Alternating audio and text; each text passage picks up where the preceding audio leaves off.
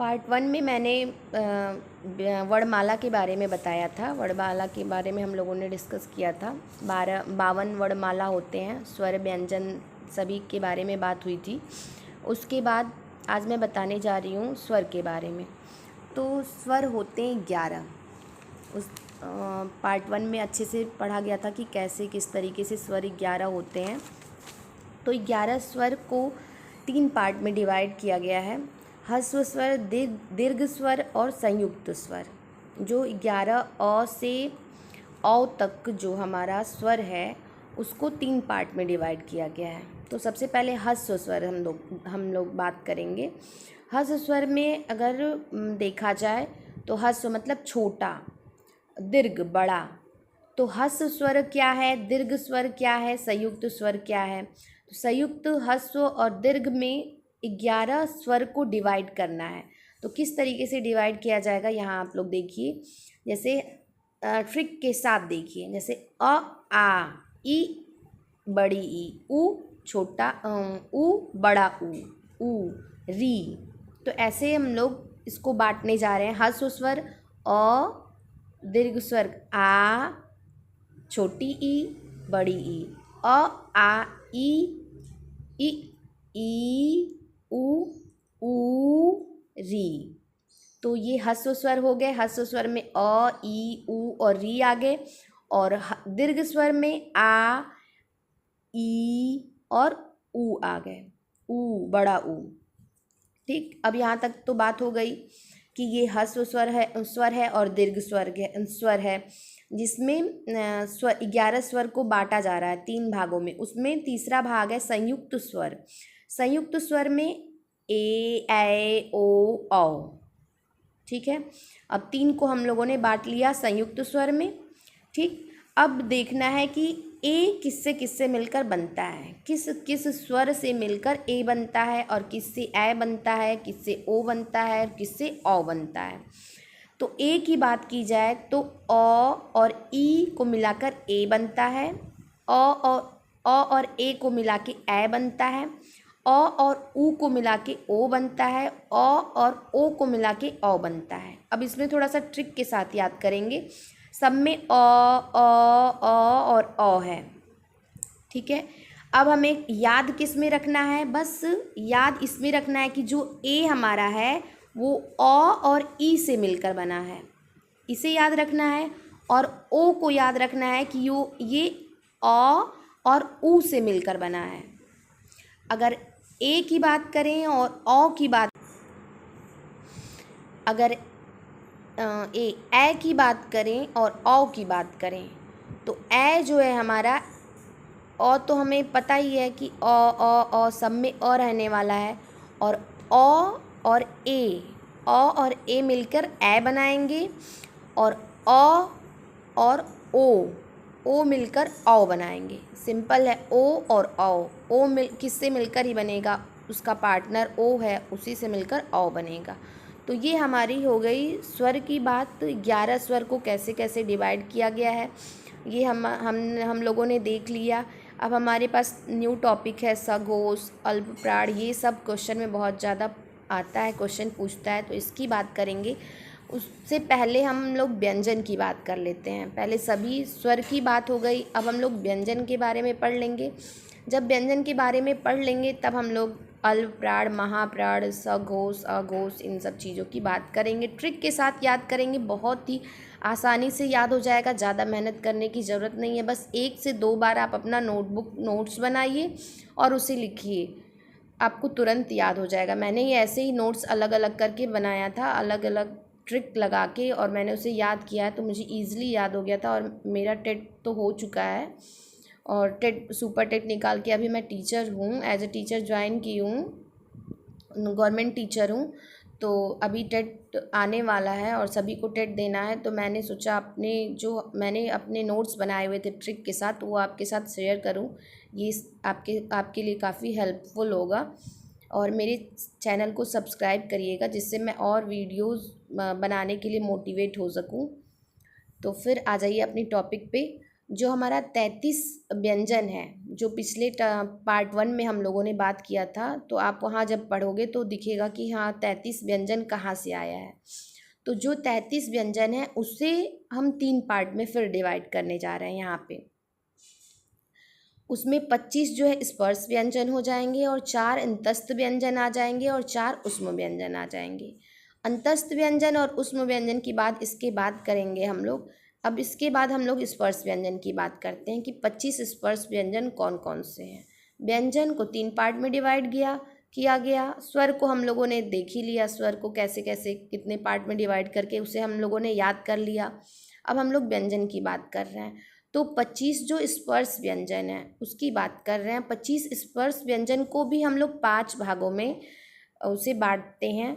क, च, ट, त, प, ये वर्ण हो गया हमारा। और जो ये वर्ग है, 5 वर्ग, 1 2 3 4 5, 5 वर्ग में हम लोग देखेंगे जैसे इसे। तो जो हमारा वर्ग है स्पर्श व्यंजन, जिसे 5 भागों में बांटा गया है, पहला वर्ग, दूसरा वर्ग, तीसरा, चौथा और पांचवा, 5 वर्ग में हम बांट चुके हैं इसे। अब हम लोग बात करेंगे अल्प प्राण की और महाप्राण की। सब अभी हम सघोष अघोष आप इसे मत देखिए, अदरवाइज आप कंफ्यूज हो जाएंगे। अभी इसकी बात हम लोग नहीं करेंगे। सबसे पहले हम लोग अल्प प्राण और महाप्राण की बात करते हैं। सबसे पहले समझ लें कि अल्प प्राण और महाप्राण होता क्या है। पूरे वर्णमाला को हमें अल्प प्राण और महाप्राण में डिवाइड करना है कि वर्णमाला में कौन सा वर्ण अल्प प्राण का होता है और कौन सा वर्ण महाप्राण का होता है। पूरे वर्णमाला में हमें इसे बांटना होगा। तो सबसे पहले समझ लेते हैं अल्प प्राण होता क्या है। जिन वर्णों के उच्चारण में, जिन वर्गों, मतलब वर्ग ये दिया हुआ है, ऐसे वर्ण होंगे, तो जिन वर्णों के उच्चारण में वायु की मात्रा कम होती है, अल्प, अल्प मतलब कम होता भी है, तो जिन वर्णों के उच्चारण में वायु की मात्रा कम होती है उसे अल्प प्राण कहते हैं। और जिन वर्णों के उच्चारण में वायु की मात्रा अधिक होती है उन्हें महाप्राण कहते हैं। महा मतलब ज़्यादा, अल्प मतलब कम, कम वायु और अधिक वायु, इसका मतलब यही है। अब हम लोग इसे बोल कर देखेंगे, प्रैक्टिस करेंगे, तो हो सकता है कि कुछ समझ में आए और कुछ समझ में ना आए, लेकिन हम लोगों को याद तो ट्रिक के साथ ही रखना है, तो इसलिए मैंने इसे ट्रिक के साथ बनाया है, ईज़िली याद कर सके कि कौन सा वर्ग एग्ज़ाम में आएगा, पूछेगा कौन सा अल्प प्राण है, कौन सा महाप्राण है, तो ईज़िली उसका आंसर देने के लिए हमें बस इतना करना है कि ट्रिक के साथ देख लेना है। क्योंकि हम आवाज़ उसको देखकर देखेंगे किस में अधिक वायु की ज़रूरत पड़ रही है, किस में कम वायु की ज़रूरत पड़ रही है, तो हमारा क्वेश्चन गलत हो सकता है। इसलिए ट्रिक के साथ उसे याद करना होगा। तो ट्रिक के साथ याद करने के लिए जो हमारा पहला वर्ड है वो अल्प प्राण है। अ से अगला या पहला शुरू ही होता है, तो अ से आप समझ लो कि अ से शुरू करना है, तो ये हो गया अल्प प्राण। दूसरा महाप्राण, फिर अल्प प्राण, महाप्राण, अल्प प्राण, मतलब अल्टरनेट करके हो गया अल्प महा, अल्प महा, अल्प। हमारा ट्रिक हो गया ना, अल्प प्राण, महाप्राण, अल्प प्राण, महाप्राण और अल्प प्राण। तो इस तरीके से हमने देख लिया कि इसमें जो 5 वर्ग है स्पर्श व्यंजन का, उसमें कौन सा अल्प प्राण है और कौन सा महाप्राण है। और अगर स्वर की बात करें तो जितने हमारे स्वर हैं वो सभी हमारे स्वर क्या हैं, अल्प प्राण है। तो इससे सबको याद ही हो जाएगा कि अ से अनार और अ से अल्प प्राण, तो सभी क्या है हमारे। अब हम लोग सघोष और अघोष की बात करेंगे। सघोष और अघोष क्या होता है। जैसे हमने अल्प प्राण और महाप्राण में सभी वर्णमाला को डिवाइड किया है, उसी तरीके से सघोष और अघोष भी सभी वर्णमाला पे अप्लाई होगा कि कौन सा वर्णमाला अघोष है और सघोष है।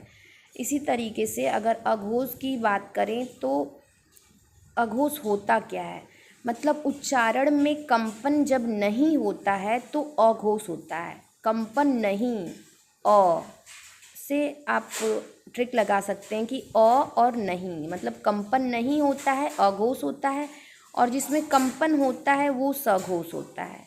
वैसे इस तरीके से कंपन और नहीं कंपन से तो याद रहने वाला नहीं है कि कौन सा वर्णमाला किस वर्णमाला में कंपन होगा या नहीं होगा, ये पढ़ के तो कोई देखने वाला नहीं है एग्ज़ाम में। इसलिए इसके लिए इतना, इसे बस इतना समझ लीजिए कि कंपन जब नहीं होता है तो अघोष होता है, जब होता है तो सघोष होता है। अच्छा, क्वेश्चन में कभी कभी आता है कितने अघोष हैं, तो अघोष जो है 13 हैं और सघोष कितने हैं, तो वो 31 हैं। जब आप काउंट करेंगे तो वो आएगा, लास्ट में हम लोग काउंट भी कर लेंगे। तो सघोष और अघोष की बात किया जाए तो जो हमारा ये स्पर्श व्यंजन है उसमें अगर सघोष और अघोष की बात की जाए तो जो हमारा पहला वर्ग है और दूसरा वर्ग है वो क्या है, अघोष है। अ से आगे अ से अघोष, तो पहला और दूसरा अघोष हो गया। अल्प प्राण भी ऐसे ही था, अ से शुरू हो रहा था, उसी तरीके से अघोष भी पहला और दूसरा है। और सघोष भी हम सघोष उसके बाद वाला तीसरा चौथा पांचवा सघोष है। इसको आप अलग अलग लिखेंगे और अलग अलग अल्प प्राण, महाप्राण, सघोष, अघोष को समझने की कोशिश करेंगे, तब आपको अलग अलग याद होगा। एक ही दिन में पूरा नहीं याद होगा, लेकिन हाँ उसको 2 बार 3 बार पढ़ेंगे तो ये क्लियर हो जाएगा वर्णमाला में। तो इतना क्लियर हो गया कि अघोष क्या है, पहला वर्ग और दूसरा वर्ग अघोष है, तीसरा चौथा और पांचवा वर्ग क्या है, हमारा सघोष है। ठीक है, इतने की बात हम लोगों ने कर ली। अघोष सघोष भी समझ लिया हम लोगों ने। अब हम लोग देखेंगे स्वर, जो हमारा स्वर है वो सघोष है या अघोष है, तो वो हमारा जो स्वर है वो सघोष है। ये अल्प प्राण हो गया, अ से अनार अल्प प्राण हो गया, मतलब उसका अपोजिट अब ये सघोष हो गया। अ से नहीं शुरू हो रहा है, स से शुरू हो रहा है, सघोष है। स से स्वर, स से सघोष, तो हमारा सघोष और अल्प प्राण, जो हमारा स्वर है वो सघोष है और अल्प प्राण है। इसे अब अच्छे तरीके से सब लोग याद रखेंगे तो याद हो जाएगा। थोड़ा सा इसमें ट्रिक लगाना पड़ेगा याद रखने के लिए। अब मैं अंतस्थ व्यंजन और उष्म व्यंजन की बात करूंगी। जो हम लोगों ने 33 व्यंजन पढ़ा था, 33 व्यंजन, उसमें जो स्पर्श व्यंजन की बात हम लोगों ने कर लिया, उसे पढ़ भी लिया। महाप्राण, अल्प प्राण, ये सब उसमें अघोष सघोष की बात कर ली हम लोगों ने। अब हम लोग जो 4 अंतस्थ व्यंजन है और उष्म व्यंजन है उसकी बात करेंगे। जो 4 अंतस्थ व्यंजन और उष्म व्यंजन है उसको देखिए ध्यान से। जो 4 अंतस्थ व्यंजन है उसमें है य, र, ल, व, और उष्म व्यंजन स, स, ह, मतलब जो लास्ट का म के बाद बच रहा है। यहाँ आप देख लीजिए म, यहाँ तक हमने पढ़ा म तक। इसमें स्पर्श व्यंजन में, स्पर्श व्यंजन के बाद जो म के बाद हमारा आ रहा है वो आ रहा अंतस्थ व्यंजन, उष्म व्यंजन। तो अंतस्थ व्यंजन क्या है, य, र, ल, व। उष्म व्यंजन क्या है, स, स, मतलब तीनों स जो हमारा है वो स और ह, ये हमारा उष्म व्यंजन है। अंतस्थ व्यंजन याद हो गया, उष्म व्यंजन जो व्यंजन में जो लास्ट में बच रहा है म के बाद, उसमें अंतस्थ व्यंजन हो गया और उष्म व्यंजन हो गया। अब इस अंतस्थ व्यंजन और उष्म व्यंजन में हम लोग बात करेंगे कि क्या अल्प प्राण है, क्या महाप्राण है। तो जो हमारा अंतस्थ व्यंजन है अ से अंतस्थ व्यंजन, अ से अल्प प्राण, और उष्म व्यंजन महाप्राण, मतलब ये अल्प प्राण हो गया तो ये महाप्राण हो जाएगा। महाप्राण ये हमारा कंफर्म हो गया, इसे याद रखना भी आसान है, अल्प प्राण और महाप्राण। अब हम सघोष और अघोष की बात करेंगे, तो इसे सघोष और अघोष को इसमें इन दोनों में लास्ट में आके अगर आपको कन्फ्यूजन हो रहा हो कि क्या है, तो उसे ट्रिक के साथ याद कर लें। मतलब जो उष्म व्यंजन है वो महागर्म, उष्मा, महा मतलब गर्म होता है, उष्मा, उष्म मतलब उष्मा, उष्मा जो ज़्यादा गर्म होती है, गर्म होती है, तो उसे महागर्म उष्मा की बात करेंगे। तो ऐसे हमें याद रहेगा कि ये महाप्राण है और ये अल्प प्राण है। ऐसे इसे ऐसे भी याद कर सकते हैं कि जो बचा हुआ है लास्ट का व्यंजन वो अल्प प्राण हो गया और ये महाप्राण हो गया। और अल्प प्राण है तो सघोष है और महाप्राण है तो अघोष है। ऐसा नहीं है कि अगर महाप्राण रहेगा तो अघोष रहेगा, अल्प प्राण है तो सघोष रहेगा, ऐसा कुछ नहीं है। लेकिन लास्ट में जो हमारा है वो ट्रिक की तरह हम याद कर लेंगे कि अंतस्थ व्यंजन है, अल्प प्राण है और अल्प प्राण है तो सघोष हो गया, उष्म व्यंजन है, महाप्राण है तो ये अघोष हो गया। अब इसे अच्छे से लिख लीजिए और इसे याद करने की कोशिश कीजिए। अलग अलग करके लिखिए, आपको भी ज़रूर याद हो जाएगा मेरी तरह।